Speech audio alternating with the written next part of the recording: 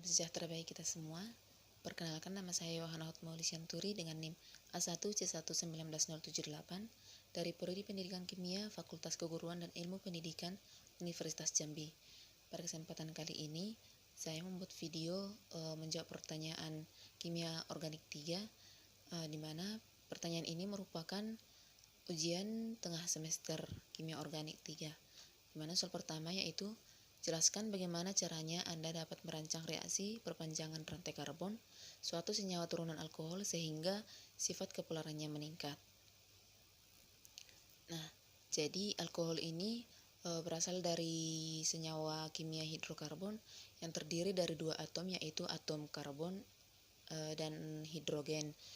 Nah, berdasarkan ikatannya, hidrokarbon ini dibedakan menjadi 3 jenis, salah satunya adalah alkana.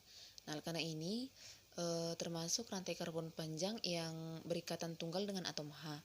Nah, jika satu atau lebih atom H pada alkana ini diganti oleh gugus fungsi tertentu, maka akan membentuk senyawa turunan alkana, di mana gugus fungsi ini merupakan gugus atom yang berperan untuk menentukan ciri atau sifat suatu senyawa.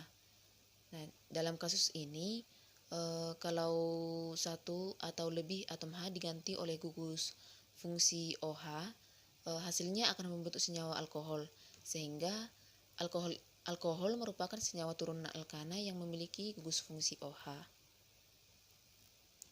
Jadi sifat alkohol ini biasanya disebabkan oleh gugus fungsinya.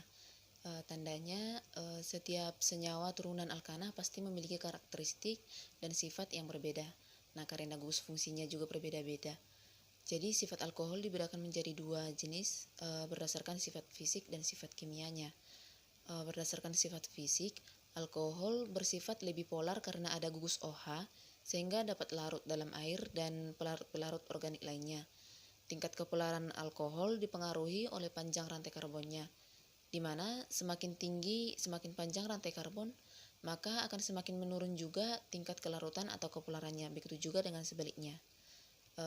Di sini etanol dan metanol memiliki tingkat kepolaran yang tinggi karena rantai karbonnya pendek.